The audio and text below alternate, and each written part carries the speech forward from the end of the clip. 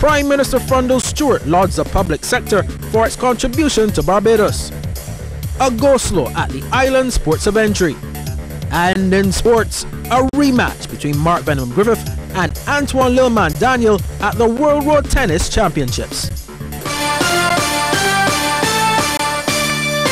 Credible, balanced, committed. This is the CBC Evening News.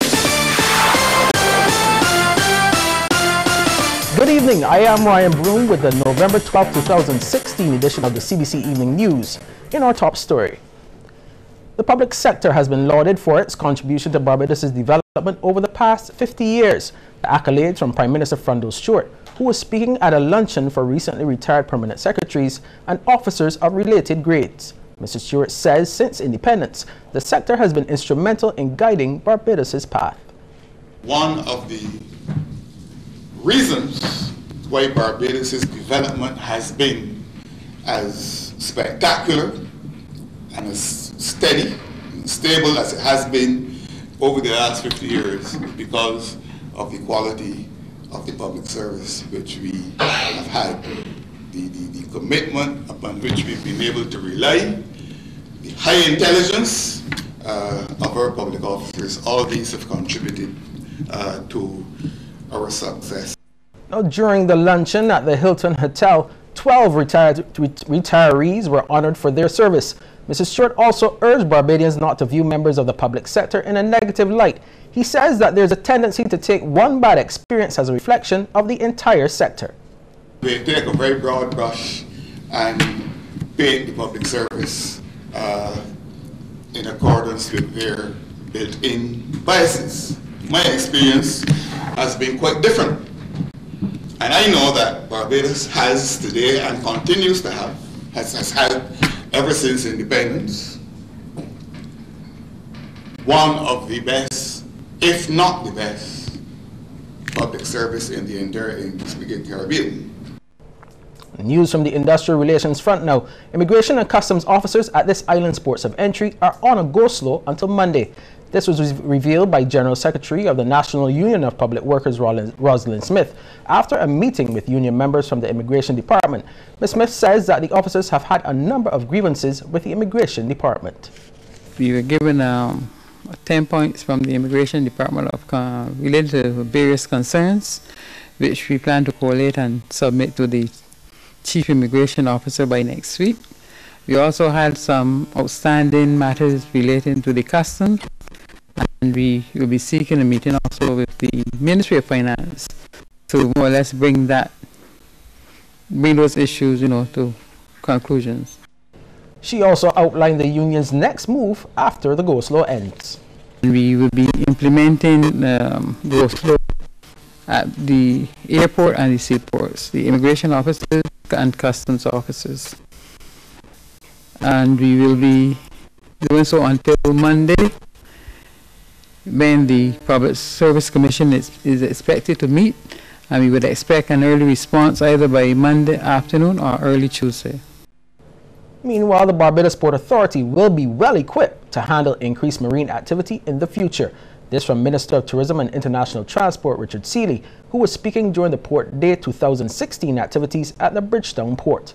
Around 700 tons of cargo come through the Bridgetown Port in a year, and visitor numbers are in the hundreds of thousands as well. And Mr. Seeley disclosed that the master plan to carry the port forward involves increasing the physical and human resource capacity.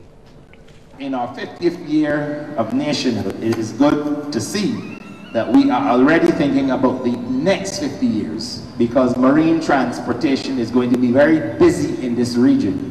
There's the expansion of the Panama Canal, and there's talk about potentially another canal in Nicaragua, just north of where the Panama Canal is.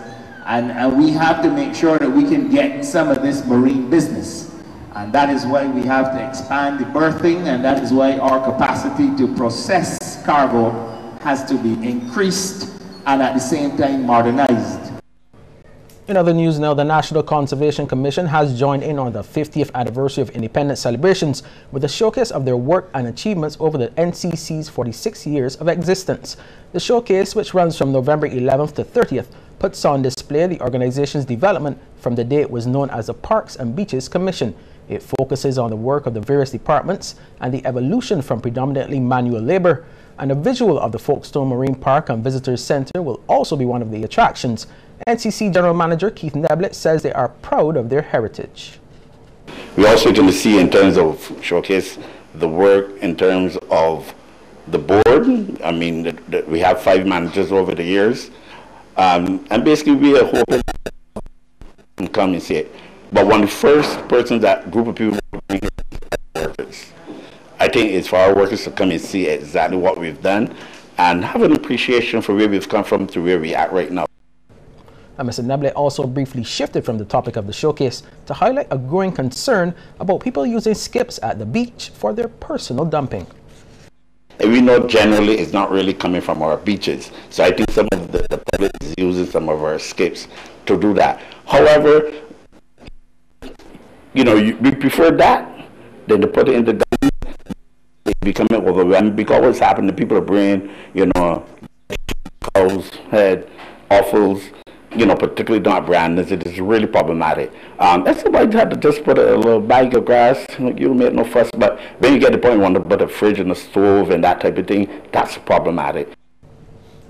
As the Caribbean Broadcasting Corporation celebrates Barbados' 50th Jubilee with our Guardians of the Heritage Initiative, it's only fitting that a Guardian of the People of Barbados has partnered with CBC. Amalgamated Security Services Limited, which has operated in Barbados for the past decade, is the latest to come on board for the initiative. General Manager Andre Kaur says the company is proud to be a part of the Barbadian business community and one of their role as a protector of citizens. Amalgamated Security Services is proud to be a part of the Barbadian business community.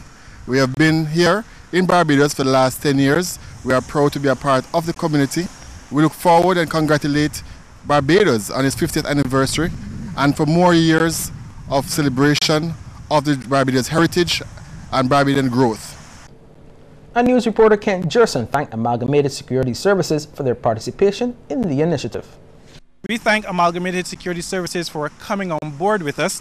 Now just think, Guardians of the Heritage, what better company to reflect and to get involved with such an initiative as one that on a daily basis, you know, guards and protects the interests of Barbadians and companies and other corporate entities here in Barbados. So we welcome Amalgamated Security Services and wish the company continued success offering its services to its many clients across the island. And we'll have more news in just a moment.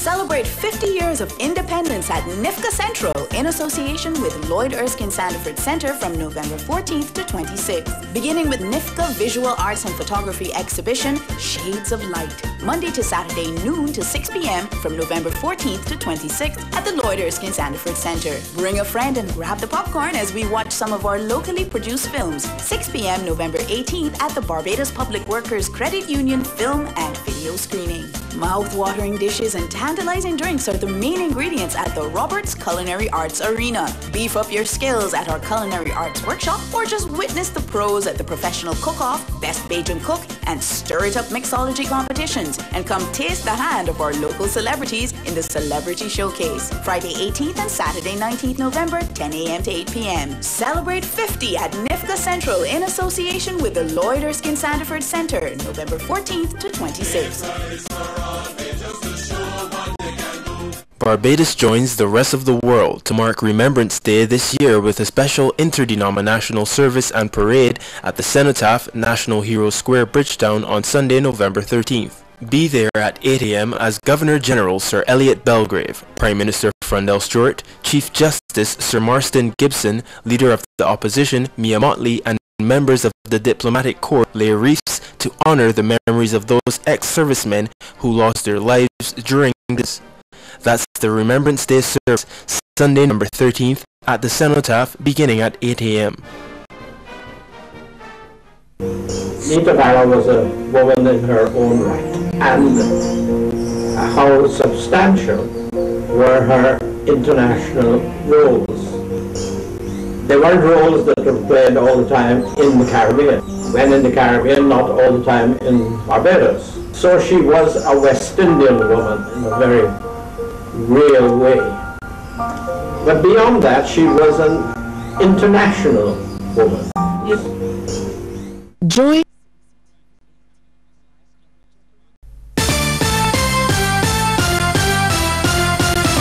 Welcome back. A tribute will be paid to highlight Barbados' outstanding artists on November 25th when the Barbados Patriotic Music Fest comes off at Pirates Cove in the city. The concert is a part of the 50th anniversary celebrations. As you know, over the years, they've produced some great songs, good music, lyrically packed, melodic, and they've brought joy to us, give us some excitement. We've been able to dance. Some of the songs, for example, the social commentaries were highly educational, informative, enlightening. And this music is also a reflection of our own selves as Barbadians. It reflects our culture, our behaviors, etc. So what we're going to be doing here now is reminiscing and reliving some of those magical moments of the past. And for $50, Barbadians will be treated to some of the best local acts. Well, listen to me, right? This is a big cast, heavy rollers. We have people like Lil Rick, Gabby, Black, Mikey, John King, Stiffy, Aziza, Desmond Weeks, Adrian Clark, Kid Sight, Grainer, Tony Grisettes, and more. Now, in other news, the 2016 Atlantic hurricane season may be winding down, but the public is being reminded that they need to remain vigilant in the face of another threat. It's the tsunami. Smiling tourists and locals, great food and music. This is usually the scene in Martins Bay, St. John. However, it will be a stark contrast if a tsunami were to hit the coastal village. This billboard towering on the beach clearly outlines the signs and necessary steps that should be taken in the event of the coastal disaster. When you feel a strong earthquake, when you see the sea receding, or when you hear a noise, a loud noise, these are the natural warning signs for a possible tsunami. So as residents or visitors in the area, you know to proceed to higher ground. That's Director of the Department of Emergency Management, Carrie Hines. She says the idea of Barbados being hit by a tsunami is not far-fetched. Though persons might say tsunamis will not affect us, that is not true. Historically, Barbados has been affected by tsunamis, and this would have occurred in 1755. The Bridgetown area, the Bridgetown coastline would have been affected back then. So the threat is a real threat for our coastal community, and as such we try to continue to raise the awareness so that people are aware of what can possibly happen. The sign was unveiled to commemorate World Tsunami Day. Other activities include an evacuation drill in Sherman's St. Lucie this Saturday. Our regional news now.